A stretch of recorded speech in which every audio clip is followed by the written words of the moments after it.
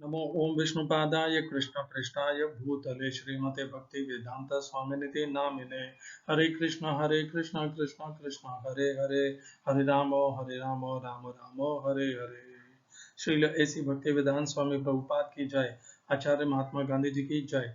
भगवद गीता 2020 में आपका स्वागत है। आज की श्लोक संख्या 11वें अध्याय का छठा श्लोक है। पिछले श्लोक का पुनर्कथन कर लेते हैं। भगवान ने अर्जुन को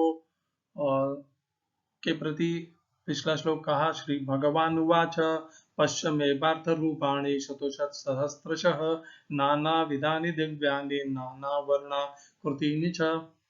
अर्जुन ने 11वें अध्याय के पहले से लेकर चौथे श्लोक तक भगवान से प्रार्थना की कि मैं आपके दिव्य ऐश्वर्यमयी रूप को देखना चाहता हूँ, और यदि आप मुझे उस दिव्य ऐश्वर्यमयी रूप को देखने के योग्य मानते हैं तो कृपया करके मुझे अपना वह रूप दिखलाइए।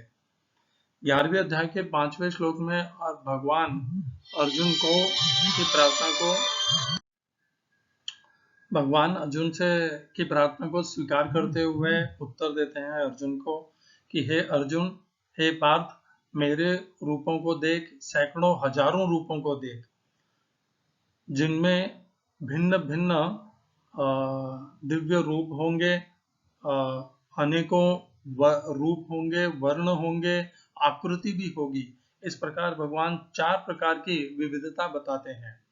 पहला तो बताते हैं भगवान की विधानी, नाना विधानी, विविध विविध, दिव्यानि दिव्य होंगे, वो विविध विविध होंगे, दिव्य होंगे, वर्ण अर्थात भिन्न भिन्न रंग के होंगे, और आकृति छोटे बड़े इस प्रकार अनेकों आकृति के होंगे। भगवान ने अर्जुन की प्रार्थना को स्वीकार कर लिया 11वें अध्याय के 5वें श्लोक में। आज भगवान अर्जुन की प्रार्थना को देखिए, भगवान अर्जुन की प्रार्थना को स्वीकार कर लिए, इसका अर्थ यह नहीं है कि हम भी भगवान से प्रार्थना करेंगे तो भगवान स्वीकार कर लेंगे। अर्जुन एक विशिष्ट स्थिति में है, भगवान के प्रियतम सखा है। अर्जुन को भगवान ने एक निमित्त बनाया है। उस निमित्त को बना करके भगवान अपने रूप का विवरण संसार के सम्मुख भगवत गीता में प्रस्तुत कर रहे हैं, क्योंकि भगवान अब जो रूप दिखाने वाले हैं उसका विस्तार से वर्णन संजय भी करेंगे और स्वयं अर्जुन भी करेंगे। तो माना हमने वह रूप देखे, हमें देख नहीं पाएंगे, पर हम चिंतन निश्चय ही कर सकते हैं उस रूप का। तो देख नहीं पाए हैं पर चिंतन कर सकते हैं, और चिंतन के माध्यम से देख भी सकते हैं। इस प्रकार अर्जुन को निमित्त बना करके भगवान ने मनुष्य मानव समाज के ऊपर यह कृपा की है, अद्भुत कृपा की है, जिससे हम भगवान श्री कृष्ण का दिव्य ऐश्वर्यमयी रूप को देख सकते हैं। इसीलिए इस अध्याय का नाम विश्व रूप दर्शन योग है। विश्व रूप दर्शन योग इस अध्याय का नाम है। प्रभुपाद इसे विराट भी कहते हैं। और हमें इससे ना तो अपने आप को अर्जुन से तुलना करनी चाहिए अपनी, और ना अपने आप को हीन समझना चाहिए। अर्जुन एक निमित्त है, हमें हमारी भक्ति के मार्ग में लगे रहना चाहिए, नाम जप करते रहना चाहिए। भगवान का रूप नेत्रों से तो हम देखेंगे ही, उसके बहुत पहले अभी हमें अंतःकरण की शुद्धता को प्राप्त करना है। अंतःकरण में मंदिर बनाना है जहां पर भगवान विराजमान हो सके। यह सब हमारी क्रमशः प्रगति जब होगी तभी जाकर के हम भगवान के रूप को देखने के योग्य अधिकारी बनेंगे। आज की श्लोक संख्या 11वें अध्याय का छठा श्लोक। भगवान अब अर्जुन को थोड़ा विस्तार में बताएंगे। पश्चाद्दित्यान् वसून् रुद्रान् अश्विनो मरुतस्तथा बहुन्य अदृष्ट पूर्वाणि पश्चाश्चर्याणि भारत। हिंदी अनुवाद गीता यथारूप स्वामी प्रभुपाद। हे भारत, लो तुम आदित्यों, वसुओं, रुद्रों, अश्विनी कुमारों तथा अन्य देवताओं के विभिन्न रूपों को यहाँ देखो। तुम ऐसे अनेक आश्चर्यमय रूपों को देखो जिन्हें पहले किसी ने न तो कभी देखा है न सुना है। English translation Gita as it is Swami Prabhupada. O best of the Bharatas, see here the different manifestations of Adityas, Rudras and all the demigods.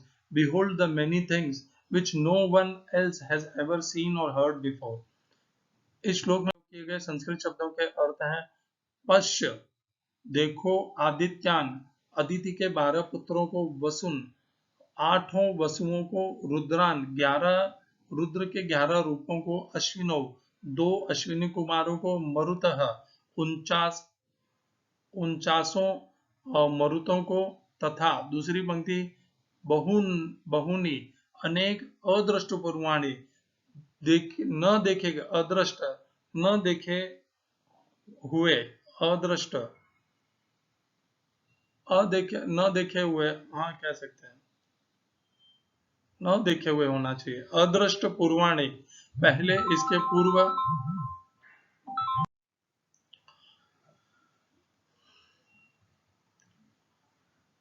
पश्य, देखो, आश्चर्याणी, समस्त आश्चर्यों को, भारत, हे भरतवंशियों में श्रेष्ठ।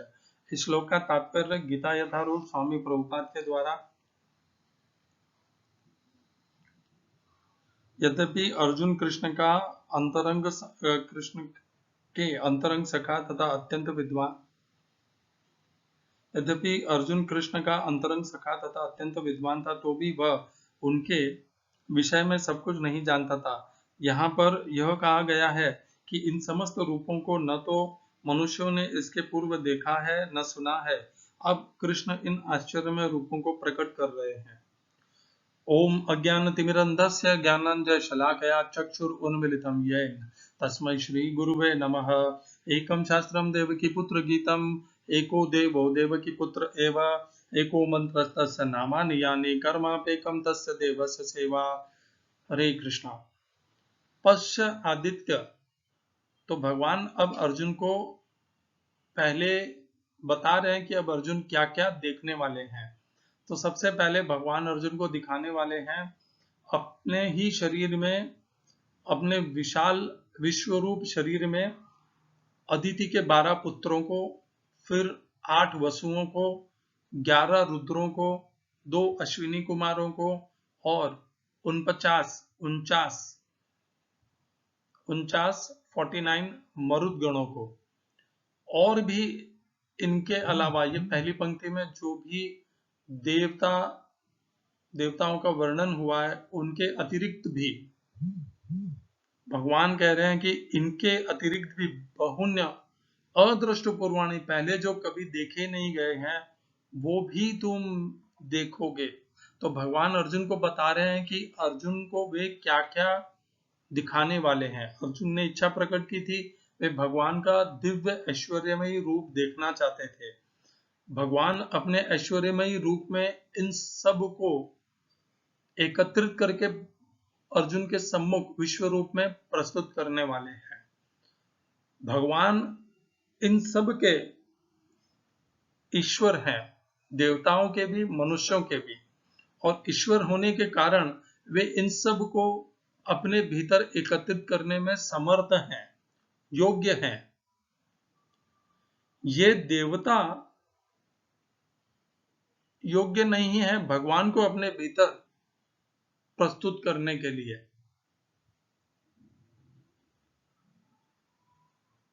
भगवान अपने विश्व रूप में इन सब को एक साथ एकत्रित करके प्रस्तुत कर सकते हैं।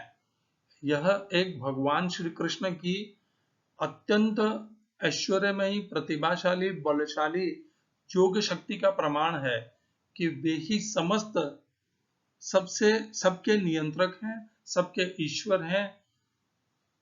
मनुष्य, देवता, असुरों, समस्त भूत प्राणियों के नियंत्रक भी हैं और ईश्वर भी हैं। यह इसका प्रमाण है जो अब भगवान प्रस्तुत करने वाले हैं। इनके अतिरिक्त भी भगवान कह रहे हैं कि जो और भी मैं तुझे वह दिखाऊंगा जो आज तक कभी किसी ने नहीं देखा। भगवान अर्जुन पर अत्यंत कृपालु हैं और अर्जुन को वह ऐसे दिव्य रूप, विश्व रूप दिखाने वाले हैं। यह विश्व रूप जो भगवान भगवत गीता में 11वें अध्याय में दिखाएंगे, वह और किसी शास्त्र में उसका कहीं भी वर्णन नहीं मिलता। और इसके पहले वह विश्व रूप और किसी ने नहीं देखा है और इसके पश्चात भी कोई कभी नहीं देखेगा, क्योंकि इसके पश्चात भी आज तक अर्जुन के पश्चात कभी सुना नहीं कि भगवान ने वह विश्वरूप दर्शन और किसी को करवाया हो। केवल अर्जुन एकमात्र ऐसे भगवान के भक्त हैं, सखा हैं, मित्र हैं, मनुष्य हैं, जिन्होंने भगवान का यह विश्व रूप स्वयं अपने नेत्रों से देखा। अपने नेत्रों से देखा, हाँ, ये यहां पर तो यही कहना ठीक रहेगा। और देख करके अर्जुन ने और संजय ने भगवान के इस विश्व रूप का वर्णन किया, हम सब के ऊपर अनुग्रह करके।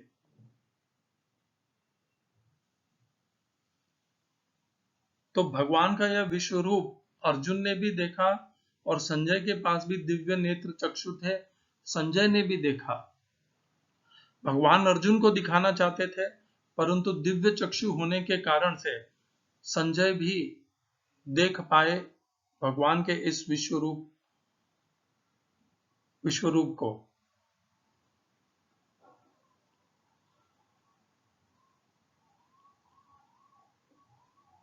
भगवान के यह रूप विश्व रूप है, समस्त रूप विश्व। इसमें देखिए, अर्जुन ने तो कहा था कि जो कुछ भी आपने वर्णन किया 10वें अध्याय में, कि आप हिमालय भी हैं, गंगा भी हैं, मृत्यु भी है, जन्म भी है, आत्मा भी है, जीवन भी है, स्मृति भी है, मेधा भी है, आप किस प्रकार इस संसार में ओतप्रोत हैं, आपका यह ऐश्वर्यमयी रूप मुझे दिखलाइए। परंतु भगवान यहां से अर्जुन को कुछ और ही कह रहे हैं। होना क्या चाहिए था कि भगवान अपना एक ऐसा रूप दिखाते जिसमें भगवान इस समस्त संसार में व्याप्त हैं, ऐसा दिखता। परंतु भगवान अब जो रूप दिखाने वाले हैं वह उससे भिन्न है। भगवान इस समस्त संसार को अपने भीतर दिखाने वाले हैं। अपने आप को समस्त संसार में व्याप्त दिखाना ये एक बात है, और समस्त संसार को अपने भीतर दिखाना यह दूसरी बात है। भगवान समस्त जगत में व्याप्त हैं, यह पहले ही वह वर्णन कर चुके हैं और अर्जुन ने उसे सत्य ही माना है। भगवान अब उसी दृश्य को दिखा करके उसकी महत्ता कम नहीं करना चाहते। अब भगवान, अर्जुन ने तो मांगा यह कि किस प्रकार भगवान इस जगत में व्याप्त है, वह रूप देखना चाहते थे, परंतु भगवान अब अर्जुन को वह रूप दिखाएंगे जिसमें यह समस्त जगत भगवान में व्याप्त है, भगवान के भीतर समाहित है, एकत्रित है। इसीलिए इस रूप का नाम विश्व रूप दर्शन योग है। विश्व रूप इस रूप का नाम है क्योंकि विश्व में जो कुछ भी है, इस दृश्य जगत में जो कुछ भी है, वह सब इस रूप में भगवान अर्जुन को एक जगह पर एकत्रित करके अपने शरीर में दिखाएंगे। हमने जादू में, तिलिस्मी जादू में देखा है कि एक बहुत बड़ा राक्षस आ करके, जैसे हमने सुना था वो जिन्न की कहानी हम सुनते हैं, तो एक जिन्न है और वो एक, जैसे क्या कहते हैं, मैं उसका नाम तो भूल रहा हूँ, एक दिया जैसा होता है जिसको घसने से उसमें से जिन्न बाहर निकलता है, विशाल होकर के निकलता है, और जब उसे समेटा जाता है तो वह जिन्न छोटा होकर के पुनः उस दिए के भीतर समाहित हो जाता है। यह हमने जादू ही कथा सुनी है। भगवान अब अपने ही शरीर में इस पूरे जगत को एकत्रित करके दिखाएंगे। भगवान के लिए यह सब संभव है। हम इसके ऊपर संशय कर सकते हैं, क्योंकि संशय करना हमारी प्रवृत्ति है। संशय का कारण है नहीं। हम जिन्न की कहानी को तो, उसके ऊपर तो हम विश्वास भी कर लेंगे कि इस दिए में जिन्न एकत्रित हो सकता है, समाहित हो सकता है, परंतु भगवान में विश्व समाहित हो सकता है, इसे हम स्वीकार नहीं करेंगे। यह हमारी प्रवृत्ति है, अश्रद्धा हमारा मूल स्वभाव है। और इसीलिए भगवान यहाँ पर हमें इस विश्व रूप को प्रस्तुत करने वाले हैं अर्जुन के माध्यम से हम सबको इसका लाभ देने वाले हैं, ताकि हम श्रद्धा विकसित कर सकें भगवान के ऊपर। हमारा जो भी संशय है वे निराधार सिद्ध हो सके, प्रमाणित हो सके कि भगवान अर्थात श्री कृष्ण। हरे कृष्णा। श्रील एसी भक्ति वेदांत स्वामी प्रभुपाद की जय। आचार्य महात्मा गांधी जी की जय।